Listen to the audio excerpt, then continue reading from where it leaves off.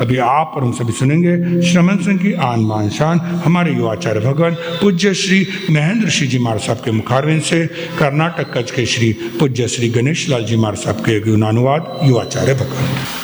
चरम तीर्थंकर शासनपति श्रमण भगवान महावीर स्वामी, अरिहंत परमात्मा श्री सिमंदर स्वामी भगवान, परम श्रद्धेय परम उपकारी प्रातः स्मरणीय पूज्य गुरुदेव आचार्य भगवान श्री आनंद ऋषि जी महाराज साहब, परम श्रद्धेय परम वंदनीय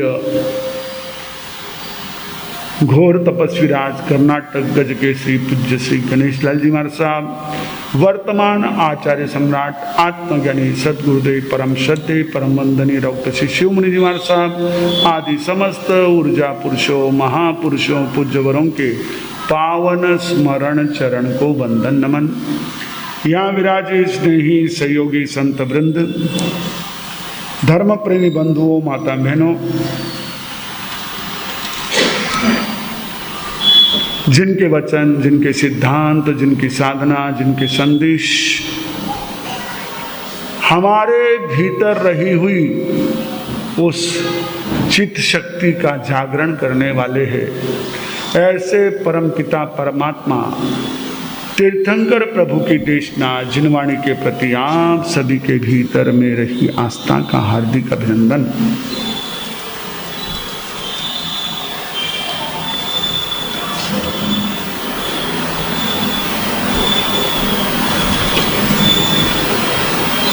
वर्णन आता है उत्तराधयन सूत्र में अनाथी मुनि का, जहां वे महाराज श्रेणी को कहते हैं कि माता पिता भाई बहन पत्नी सारा परिवार मेरे आसपास था, लेकिन कोई भी मेरी वेदना को बांटने वाला नहीं था। ये हमारी आगम की ऐसी एक बहुत महत्वपूर्ण घटना है और वैसे ही इतिहास की घटना है कि एक बालक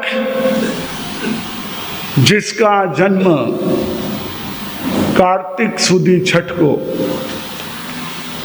विक्रम संवत 1939, अभी 2082 कंटिन्यू है, यानी लगभग 143 वर्ष पूर्व ललवानी परिवार, जो कि बिलाड़ा राजस्थान में रहने वाले थे, जेतारन सोजत के पास बिलाड़ा है, उस बिलाड़ा नगरी में, बिलाड़ा गांव में ललवानी परिवार था। पूनम चंद जी ललवानी और धूलीबाई ललवानी, इस दंपति को 2 संतान हुई।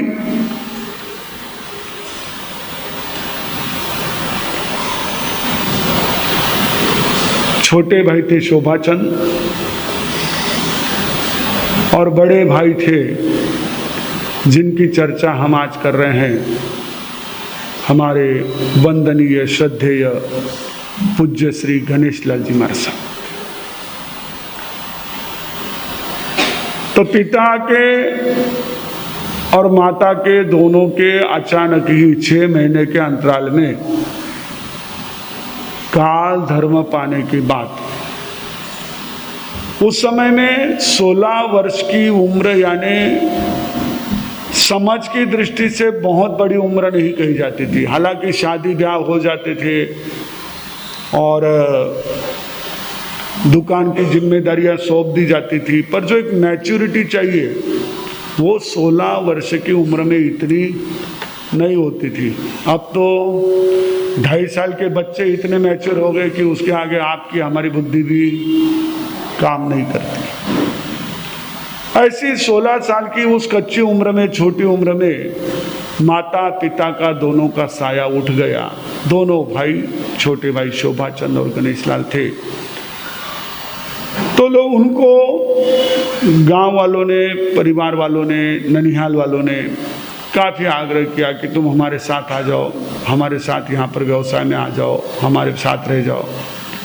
उन्होंने कहा नहीं, प्रकृति को अगर यही मंजूर था कि इतने ही वर्षों तक हमारे ऊपर माता पिता का साया रहे, तो इसके बाद हमें दूसरा कोई इस तरह से आधार नहीं चाहिए, हम अपना भाग्य आजमाएंगे।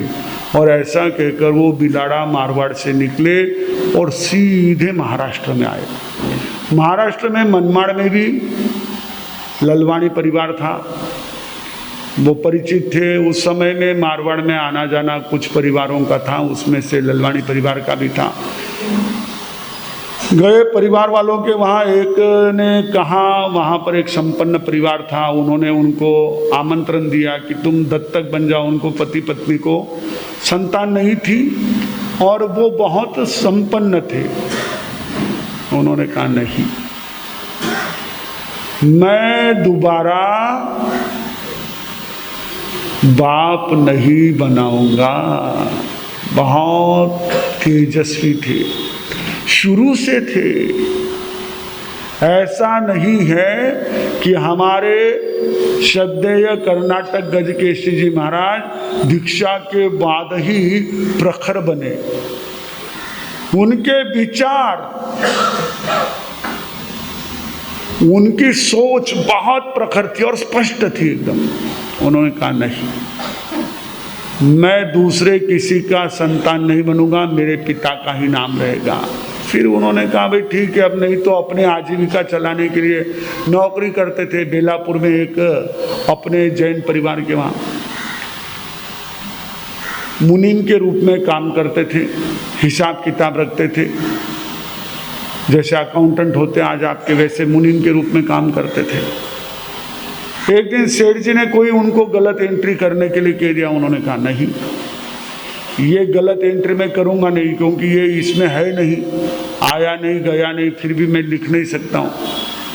बोले तू तो नौकर है, तुझे क्या फर्क पड़ता है, जो मैं कहूँगा वो तुझे सुनना है। उन्होंने कहा गलत बात तो मैं सुनता नहीं, आपकी नौकरी ले लो। मैं चला, उसी क्षण नौकरी छोड़ दी। ये प्रखर था, उनको लालच नहीं था, लेकिन सत्य के आग्रही रहे। और जो उनके जीवन में आगे आने वाले समय में सारा एक तरह से इतना जबरदस्त जिन शासन के प्रभावना का माहौल बना, उसके बीज वहीं थे। और तो और जहां उनका शादी तय होना था नगर सूल में, उनके परिवारजनों ने उनके लिए लड़की देख रखी थी और नगर सूल में शादी होनी थी। उससे पहले ही उन्होंने अपने लिए गुरु ढूंढ लिए और नगर सूल में ही उनकी दीक्षा हुई।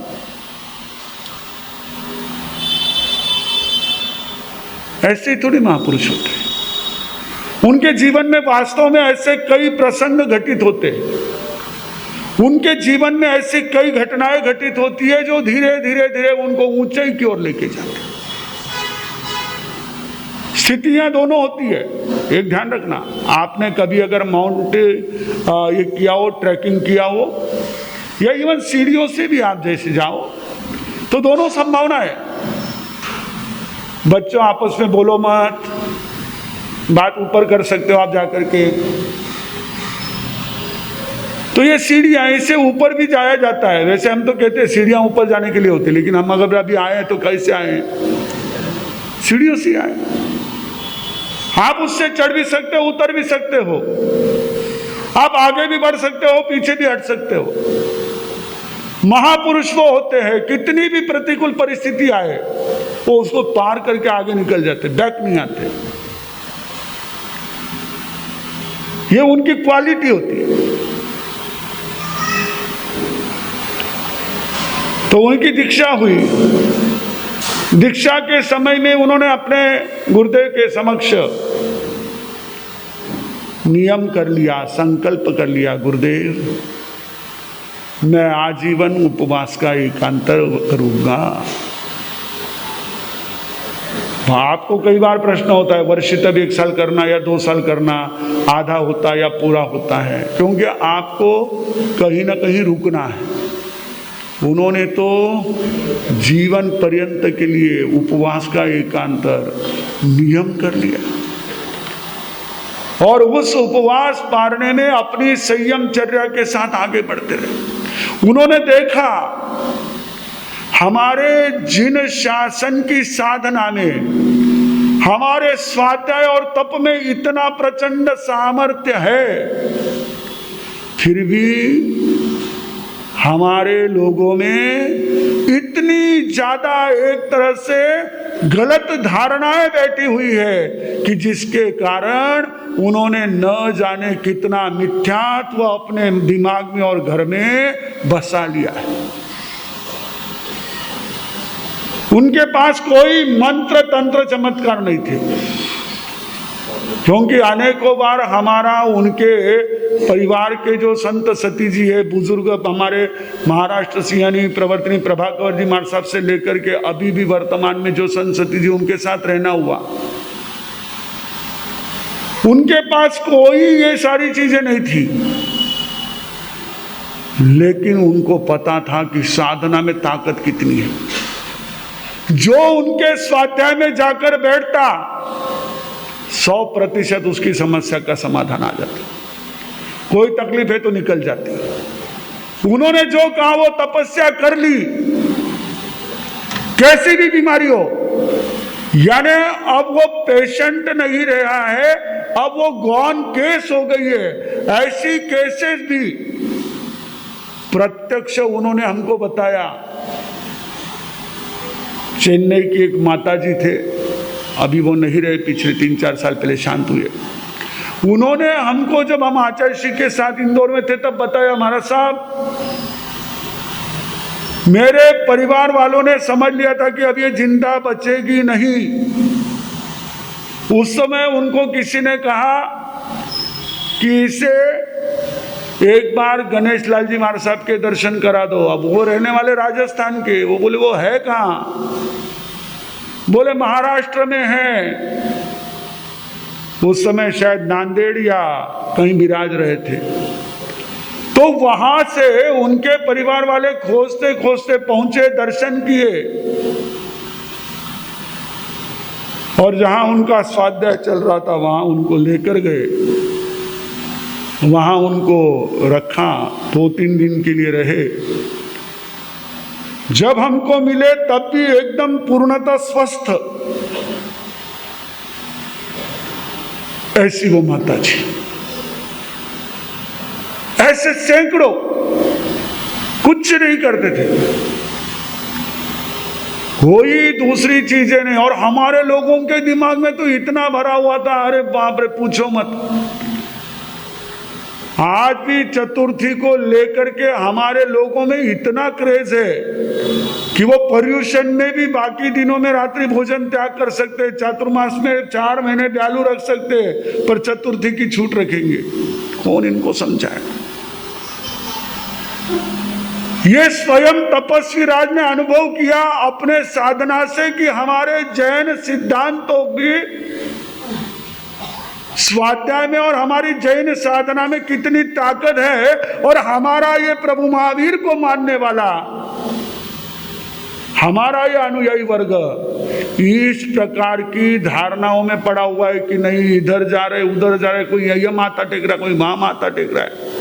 के हरिहर जपत महेश, के सरस्वती गौरी गणेश, के रवि शशि नवग्रह देव, के जल थल अग्नि सेव, के ईसा पैगंबर पीर, के देवी भैरव वीर। मैं मन निश्चय कियो निर्धार, तुम सम और न को संसार। पूज्यपाद तिलोक ऋषि जी महाराज साहब ने पंक्तियां दी, उन्होंने देखा ये दृश्य। मतलब कोई किसी को भज रहा है, कोई किसी को रहा है। सब ध्यान में आए होंगे आपको नाम जितने मैंने कहे। हमने देखा, अभी साउथ में हम गए थे, तब मुझे कईयों ने कहा, हमारा सब अपने कई लोग जाकर के अन्य धर्मियों के प्रार्थना गृह में, प्रार्थना स्थल पर लगे हुए, यहां से कुछ आ जाएगा, चमत्कार हो जाएगा। ये चमत्कार के चक्कर में हमारा समाज रसातल में जा रहा है, ज्ञान के अभाव में और दुखी हो रहा है। नहीं समझ रहे हम लोग, हमको वही अच्छा लगता है, कौन क्या करे। हमारे ये महापुरुषों के जीवन मात्र हमारे लिए एक गुणानुवाद का, केवल गुणग्राम का विषय नहीं है, तो हमारे जीवन में उस फुलिंग को जगाने का विषय है।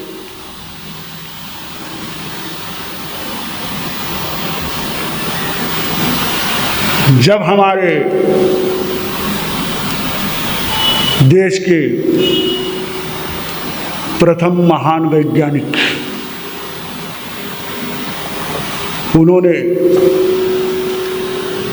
नाम पता है क्या, बता दूं? विक्रम साराभाई, बिल्कुल राजन भाई, बहुत बढ़िया, एकदम सही। टाटा के पास गए, जमशेद जी के पास, और उन्हें कहा कि मैं अमेरिका जाना चाहता हूं। बोले क्यों? बोले मुझे कुछ एटॉमिक रिसर्च करना है और उसके लिए मुझे वहां जाना है। बोले नहीं, तुम यही रिसर्च करोगे। बोले यहां कोई इंफ्रास्ट्रक्चर नहीं है। बोले जो चाहिए वो इंफ्रास्ट्रक्चर ले लो। उस जमाने में मैंने सुना करोड़ों रुपया लगा करके, 100 करोड़ से ज्यादा उस जमाने में, आज से 60-70 साल पहले उन्होंने उनको इंफ्रास्ट्रक्चर है, एवरीथिंग वी हैव, तुझे आहे तुझ पाशी परी जागा विसरलासी। अपने आप को भूल गए। हमारे उन महापुरुषों ने हमारे अपने सामर्थ्य को हमको बतलाया है, सिखलाया है। आज भी हम समझे तो बहुत कुछ हो सकता है। नहीं, मार साहब ने कही तो क्या होता सर, आप लोग हे जी को चालून दो भाई, नको छोड़ो, ने मत छोड़ो, हमारे क्या मतलब, हमको कोई तकलीफ नहीं है, आप करो आपको जो उचित लगे। लेकिन हमारे महापुरुषों ने हमको ये बताया, वो पूनम चंद जी का और धूलीबाई का ऐसा बेटा हम सभी का आस्था श्रद्धा का पात्र, तपस्वी राज कर्नाटक गज केसरी उनको कहा जाता है। ऐसे गणेश लाल जी महाराज साहब कर्नाटक गज केसरी क्यों कहते पता है? कर्नाटक के हाथी बहुत प्रसिद्ध रहे। ये वीरप्पन उधर ही हुआ, आपका मुच्छो वाला, जो हस्तिदंत के तस्करी के लिए बहुत जाना जाता था। सैकड़ों हाथियों को मारा उसने उस चक्कर में, ठीक है। पर एक क्या होता है, एक का नाम होता है, बाकी वो तो बेचारा केवल एक फेस होता है, केवल सामने का चेहरा होता है। बाकी उसको शामिल वो सारी यंत्रणा होती है, सारी सिस्टम होती है जो उसमें से मलाई खाना चाहती है। आप कभी भी ध्यान रखना, गलत आदमी अकेला नहीं होता है, उसको केवल सामने किया जाता है, उसके पीछे एक बहुत बड़ा ऐसा सिस्टम काम करता है जो उसके उस काम के लिए उसको आगे धकेलते रहता है। जब भी मौका पड़ेगा तो वही पकड़ा जाएगा, ये सारे इधर उधर छिटक जाते हैं।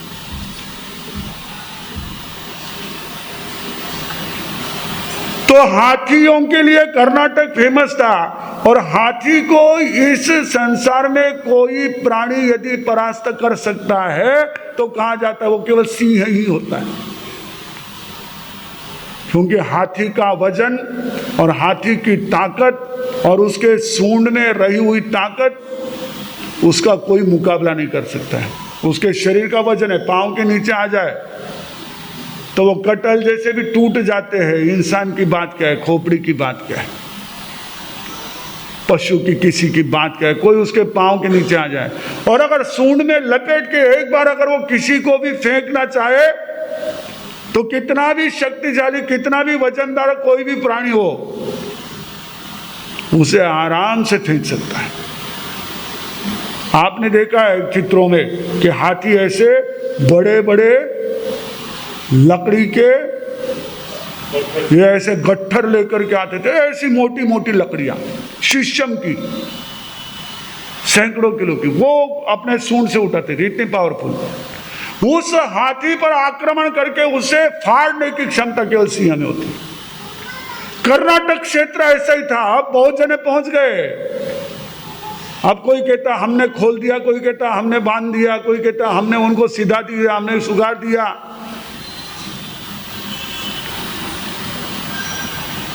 अब वो रेडीमेड पर तो कई जने अपना दावा ठोकने आ जाते हैं। हमारे देश में तो पहले से रहा ये, अपना सिक्का जमाने के लिए कई जने पहुंच रहे। पर उस जमाने में जिस समय कर्नाटक में हमारे कई जैन परिवार रहते थे, लेकिन वहां पर इक्का दुक्का साधु संतों का पदार्पण होता था, ऐसे समय में उन्होंने जाकर के वहां के लोगों को धर्म का इस प्रकार से पान कराया कि आज भी सैकड़ों परिवार उनके उपकारों से बहुत उपकृत है, आज भी उनके उपकारों का स्मरण करते हैं। और विचरण भी ऐसा किया कि उपवास में 80 किलोमीटर और पारने में 70 किलोमीटर जाकर के 150 किलोमीटर के बाद पारना किया है। कोई सुविधा नहीं, कोई व्यवस्था नहीं, कोई अन्य लिंग मती का घर ढूंढना नहीं, किसी घर पर सेटिंग करना नहीं। अभी निर्दोष वालों को भी सेटिंग की गोचरी मिलती है, बिना सेटिंग के कुछ नहीं होता है। इतना ही आपके मुंह से कहलवा लेते, नहीं नहीं नहीं नहीं नहीं नहीं, कुछ नहीं कुछ नहीं कुछ नहीं, बाकी होता वही है। खाना तो मुंह से ही पड़ेगा, सीधा खाओ या घुमा के खाओ, मुंह से ही खाना पड़ेगा, कान से थोड़ी जाएगा पेट में। वो ऐसे घोर तपस्वी और कर्नाटक के गजकेसरी। और गज की एक विशेषता मालूम है आपको? ये तो ताकत बताई, दूसरी एक विशेषता मालूम है? हाथी को जब मद चढ़ता है ना, किसी से कंट्रोल नहीं हो सकता। उसका जो है गंडस्थल से मद झरता है, तब वो एकदम से ऐसे ना बेकाबू हो जाता है। Nobody can control. वैसे ही उधर जो लोगों को धन का मद होगा, उस मद को दूर करने का सामर्थ्य धर्म का ये तपस्वी राज के पास था। अगर धन का मद है, सत्ता का मद है, तो उस मद को धर्म ही दूर कर सकता है। वो सामर्थ्य धर्म में ही है, और वो धर्म यानी स्वाध्याय और तप। उनका सबसे ज्यादा जोर इसी पर था। सबसे अधिक उनकी इन्हीं बातों को लेकर के हमेशा रहती थी, प्रेरणा रहती थी। कोई जाए, ठेला करो, अठाई करो, तपस्या कह देते थे, और सामने वाले ने सुन लिया, कर लिया, काम हो गया। अब उनकी देखा देखी कई जनों ने शुरू कर दिया, पर वो देखा देखी अलग होती है, वो अपना एक साधना का प्रभाव अलग होता है जी। कई लोग तो ऐसे ही बोल देते हैं, और फिर वो गड़बड़ हो गई तो फिर कोई संभालने वाला नहीं, छोड़ो। हमारे तपस्वी राज का वो एक सामर्थ्य था। उन्होंने कितने लोगों के घर में पूरे डेकोर किए हुए, सैकड़ों अलग अलग अलग, इसको जो बसा के रखा है, उसको बसा के रखा है, सबको वो श्रवा दिया। लोग बहुत कतराते थे। आज मॉडर्नाइज के जमाने में कदाचित कोई मान भी जाए, लेकिन उस समय तो इतना ज्यादा धारणाओं का, परंपराओं का पगड़ा हमारे सभी के माथे पर रहता था। नहीं नहीं, पचे हिरी आशत न होगी तो कोई लवुरी आशत न गई तो कुछ नहीं। ऐसे तेजस्वी, ऐसे प्रखर। दीक्षा क्या है? एक मिनट। जय जयकार, जय जयकार, दीक्षार्थी की जय जयकार, जय जयकार, जय जयकार, दीक्षार्थी की जय जयकार। हम बोलेंगे, सब बोलेंगे, दीक्षार्थी की जय बोलेंगे। हम बोलेंगे, जग बोलेंगे, दीक्षार्थी की जय बोलेंगे। 1 2 3 4, दीक्षार्थी की जय जयकार।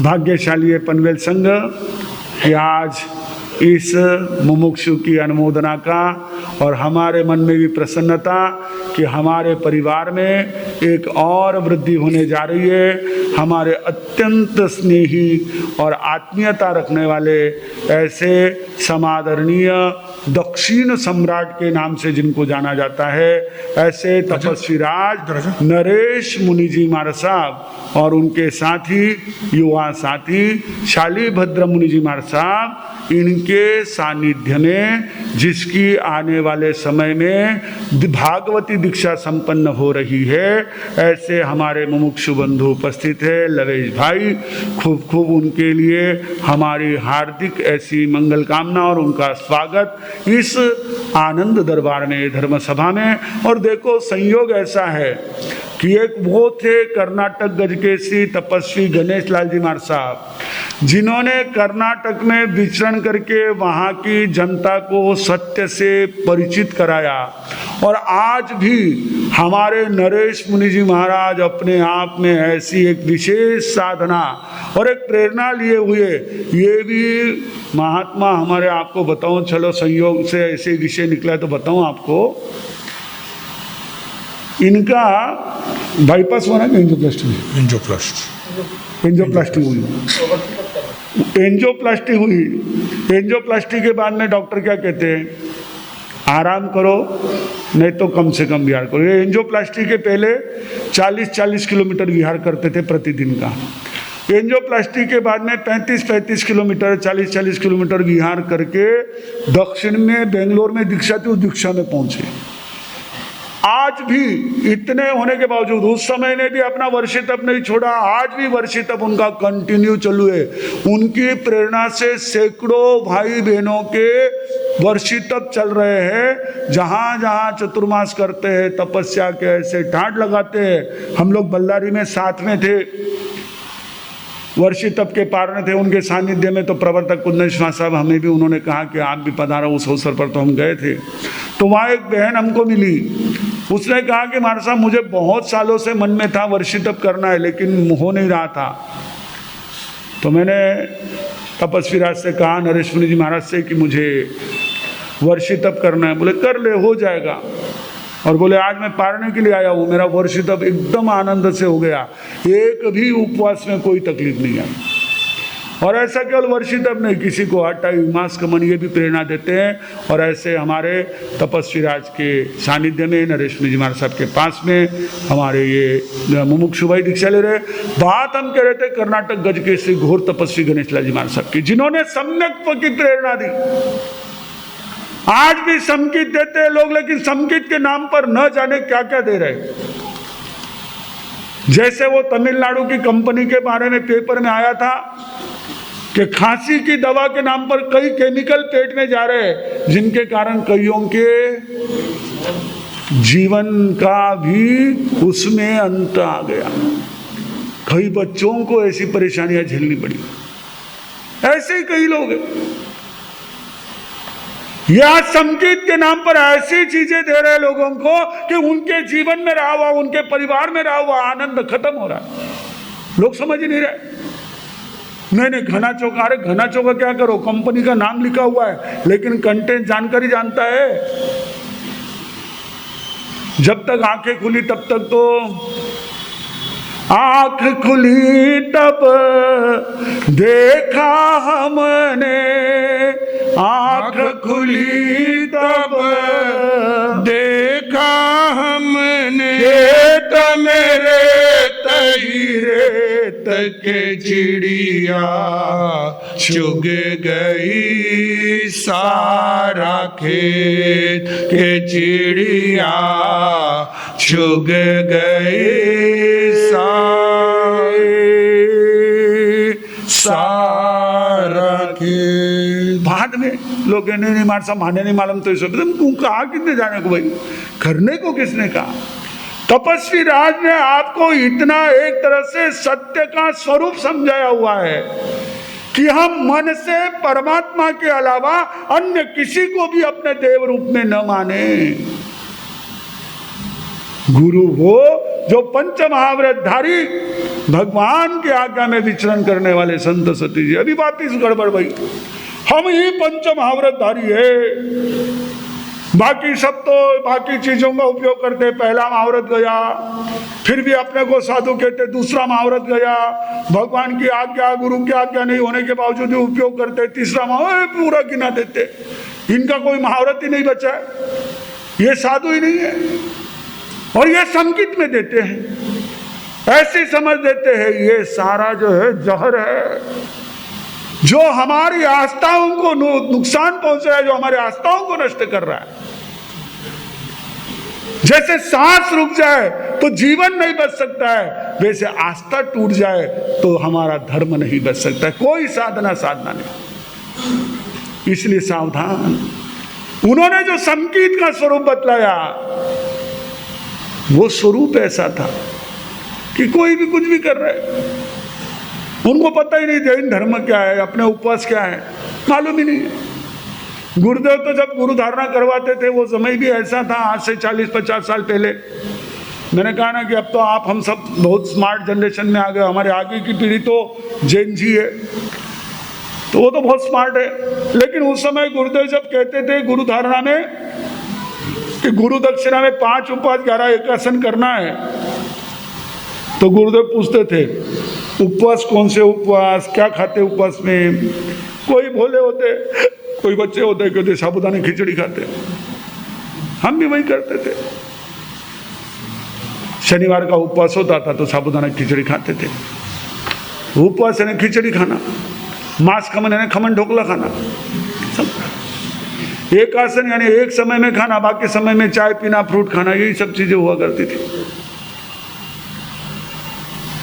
कुछ समझता नहीं था। ऐसे समय में उन्होंने समझाया तप का स्वरूप क्या है। अब आज वो नोबेल प्राइज विजेता हमको समझाते हैं, जबकि हमारे ज्ञानी जन कहते हैं उपवास यही होता है, फोर्सी यही होती है। अब होता तो नहीं है, करना तो है।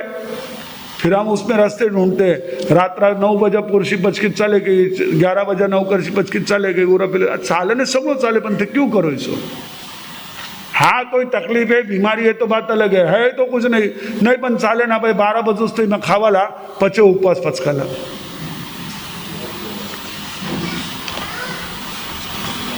हाँ जी, जो भी पीछे बैठे अगर वो मोबाइल चला रहे तो मैं कहूँगा कि मोबाइल न चलाए, क्योंकि झुकी हुई नजरें थोड़ा सा शंका पैदा कर देती है। बहनों में क्या होता है, हमारे सामने बातें करने को मना कर दिया, अब बोर हो रहा है, उनको जबरदस्ती ला करके बिठा दिया है परिवार वालों ने, नहीं जाऊन से आज जाता जाता पचे उठे मार साहब दर्शन कराला, व्याख्यान सुनाला, पचे आगे निकला, अभी उनका टूर होगा। लेकिन ऐसा न करे। क्या होता है, यहाँ से हमारी नजरें पूरी सभा में रहती है, तो ऐसा कोई भी काम न करे कि जिससे आपको जिनवाणी के आसाधना का दोष लगे। अगर नहीं आपका मन है तो नीचे भी बहुत बड़ा हॉल है, वहां भी कुर्सियां लगी हुई है, आराम से बैठ करके आप अपना काम कर सकते हो, जो भी जरूरी होगा। तो अगर वर्क फ्रॉम होम चल रहा होगा तो वहां बैठ करके करो, यहाँ क्यों कर रहे हो। तो हमारे तपस्वी राज जो प्रखर थे, अपने साधना के द्वारा, तप के द्वारा, जिन्होंने अपने शरीर को, अपने आत्मा को, अपने मन को तपाकर निर्मल बनाया था, उनकी भाषा अद्भुत हुआ करती थी। उनके सामने कोई लपड़ चपड़ नहीं चलता था, गड़पड़ सपड़ नहीं होता था। क्या हिम्मत किसी की कोई बन ठन करके जाए। आज तो आप हमारे सामने 3/4 में आने की हिम्मत कर लेते हो। कई बहनें ऐसी आती है कि हमारी नजरें शर्म से नीचे झुक जाती है, उनको कोई शर्म ही नहीं है कि हम संतों के वहां जा रहे हैं। मैंने बताया था आपको, हमारी एक बहुत होशियार स्मार्ट ऐसी एक बहन आई थी इंदौर में, अपने बेटी के साथ आई थी और फटी हुई जींस पहनी हुई थी। हमको विवेक ही नहीं है। अरे क्या हिम्मत हमारे तपस्वी राज के सामने कोई बहने जाए और खुले माते हो या सजदज के गई हो, सीधा कह देते गणेशरा ब्याह में आइए गई। ये हमारे संतों का तेज था। आज तो नहीं भाई, मारे साथ घनाच कड़क बोले, मारे तो जाना ही नहीं है तो बहाने बना लेते। नहीं पचे वे तो घना मान होता ना, वे ना तो चमत्कार होता ना। अरे मैं आज भी कह रहा हूं, चमत्कार नहीं था, वो उनके साधना का सहज प्रभाव था। जितने भी हमारे महापुरुष हुए हैं, चाहे हमारे उपाध्याय पुष्कर जी महाराज साहब हो, चाहे हमारे जैन दिवाकर चौथ, चाहे हमारे मेवाड़ संघ शिरोमणि अंबाराज जी महाराज, चाहे गुरुदेव आचार्य, कोई भी महापुरुष थे, ये कोई चमत्कार करते नहीं थे। हम कहते नहीं वो चमत्कारी थे इसलिए उनकी बात को मानते थे, ऐसा नहीं है। उस समय में हमारे साधु संतों के प्रति, उनके शब्द के प्रति एक इतनी आस्था, एक आदर का भाव।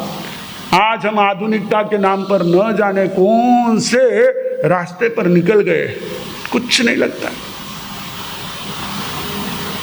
हम लोग और जगह पर बहुत सारे नियमों को पालन करने वाले, यहाँ आकर के ही अपने आप को फ्री महसूस करते हैं।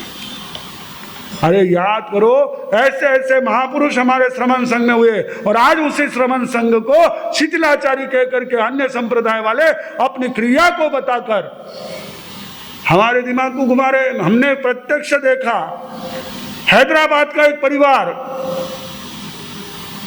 जिसके ऑफिस में हमको वहां के प्रमुख लोगों ने बताया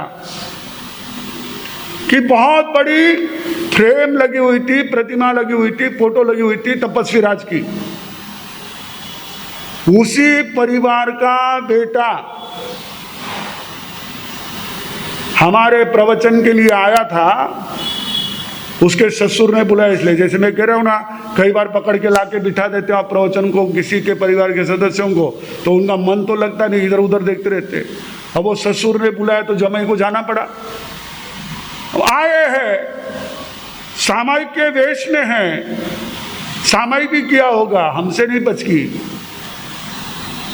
ना प्रति प्रवचन के पहले ना प्रवचन के बाद हाथ जोड़ना या वंदना करना, ऐसे ही हाथ थे ठेठ तक। हमने पूछा क्यों? बोले अभी वो पूरा परिवार कन्वर्ट हो गया है। आज हमारा कन्वर्जन हो रहा है डबल। दोनों में जैन संघ का, जैन शासन का ही नुकसान है। जैन या तो दूसरे धर्म के अनुयायी बन रहे हैं, या जैन अपनी परंपरा को छोड़कर दूसरी परंपरा में जाकर के उस परंपरा का कहलाना पसंद कर रहे हैं, जैन के रूप में कहना पसंद नहीं करते। किसी को पूछो तुम कौन? मैं अमुक संप्रदाय का। महावीर का नहीं कहता है कोई अपने आप को। कोई महावीर का गलती से कह दे तो उनके गुरु समझाते तुम तो मिथ्यात्वी हो गए।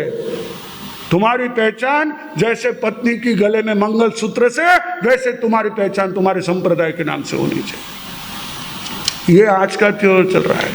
दोनों अजैन बना रहे हैं। हम लोग रेणीगुंटा में थे, वहां पर एक संघ आया हुआ था, महिला मंडल आया हुआ था। व्याख्यान के समय बुलाया तो जानबूझ करके व्याख्यान खत्म होने के समय में पहुंचे। मैंने कहा कि एक ही काम करो, तुम पूर्व पुण्य से जैन बने हो तो जैन रहो। किसी भी संप्रदाय में जाओगे तो अपने आप को जैन नहीं कह सकोगे। एक श्रमण संघ है जो अपने आप को जैन कहने में मानता है सानकवासी परंपरा में। बाकी सब तो किसी को ही बोलो तुम कौन हो, हम अमुक के, हम तमुक के। हम लोग जा रहे थे छत्तीसगढ़ में धमतरी की ओर। तो रास्ते में हितेंद्र सिंह जी कुछ कदम आगे चल रहे थे मेरे से, 50-60 कदम आगे होंगे, मैं पीछे था। वो आगे चल रहे थे, एक भाई बहन बीच में आए, उन्होंने मत्थे नंदनी किया। इन्होंने पूछा आप कौन? बोले अमुक अमुक गुरु वाले। अरे बोले अमुक अमुक गुरु वाले, हमको क्या लेना देना भाई, आपका सरनेम क्या है? तो उन्होंने बताया। फिर वो आगे निकल गए। फिर वो बोले मार साहब घर पे पग लिया करो। मैंने कहा ठीक है चलो मंगलिक दे के आ गया, हमको क्या मतलब है। लेकिन अब हमारी पहचान जैन के रूप में कराने में हम लोगों को थोड़ी सी हिचकिचाहट होती है। क्यों? क्योंकि हम कट्टर हो गए, और कट्टर महावीर के नहीं हुए, हम उस एक संप्रदाय के हुए जो संप्रदाय महावीर के कारण पनपी, जो संप्रदाय महावीर के नाम से चल रही है। आज उस महावीर का नाम लेने में भी अगर हमको शर्म महसूस होती है तो हमने विचार करना है कि हम क्या बन रहे हैं, जैन बन रहे हैं या अजैन बन रहे हैं। उन्होंने जैन बनाया सबको, जिन शासन के प्रति दृढ़ आस्थावान बनाया। मैंने ऐसे अनेकों भाई बहन बुजुर्ग गुरुदेव के समय देखे कि जिन्होंने उनके मुखारविंद से पचकान लिए थे तो जीवन के अंतिम सांस तक खादी के कपड़े में ही रहे, कभी उन्होंने रेशम का कपड़ा नहीं पहना। इतना उन्होंने प्रचंड खादी का किया। उनकी प्रेरणा से जालना में हो, अन्य स्थानों पर जो गौशालाएं चल रही है, आज सैकड़ों हजारों गौ माताओं की सेवा वहाँ पर होती है। ऐसे उस महापुरुष का जन्म इस कार्तिक शुक्ल छठ के दिन हुआ था। आज का वह पावन दिन हम उन महापुरुषों के प्रति अपना कृतज्ञता भाव प्रकट करें कि वे थे इसलिए हम हैं। जैसे वो कहते ना, वो कवि गंगा की पंक्ति थी ना कि अगर शिवाजी न होता तो सबकी सुन्नत हो जाती। उस समय में इतना मुगलों का ये था कि अगर वो नहीं होते, हमारे ये महापुरुष नहीं होते तो हम आज कहाँ रहते हमको ही नहीं पता। हमारे उन उपकारों को स्मरण करें। मुझे एक हमारे ही संसार पक्षीय परिवार की बच्ची मिली, वो कहीं और दीक्षा लेने जा रही थी, तो मैंने उसको कहा कि अरे तुम यहाँ पर अपने तुम्हारे पूर्वजों से, अब मैं भी तो जानता हूँ हमारे गुरुदेव के उपकार रहे, तुम क्यों जा रहे हो? नहीं मने शिकने तो उठेच मिलो ना, ज्ञान ध्यान उठेच मिलो ना। ले, अरे तुम वहाँ ज्ञान ध्यान सीखने को भी क्यों गए? क्योंकि हमारे उन महापुरुषों ने हमको ये धर्म का मार्ग बताया, हम उसको भूल जाते हैं और इधर उधर भटक जाते हैं। आज उनके जन्म जयंती पर यदि हम यह भी संकल्प करें कि हमारे उन महापुरुषों के उपकारों को हम कदापि न भूल करके सदैव देव गुरु धर्म के प्रति आस्थावान रहेंगे, तो हमारा ये जीवन और अधिक सार्थक सफल हो सकेगा। इन्हीं मंगल